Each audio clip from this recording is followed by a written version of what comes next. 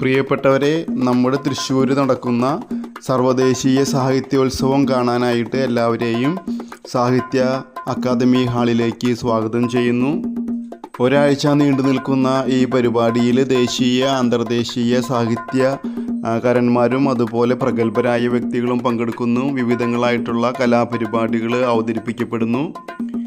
സാഹിത്യ സാമൂഹിക പ്രസക്തിയുള്ള വിഷയങ്ങളെല്ലാം ചർച്ച ചെയ്യപ്പെടുന്നു. വന്നു കാണുക, ആസ്വദിക്കുക. ഉണ്ണായി വാര്യരുടെ ജീവിതത്തിലേക്ക് വെളിച്ചം വീശുന്ന മാറാട്ടം എന്ന് പറയുന്ന നാടകത്തിൽ നിന്ന്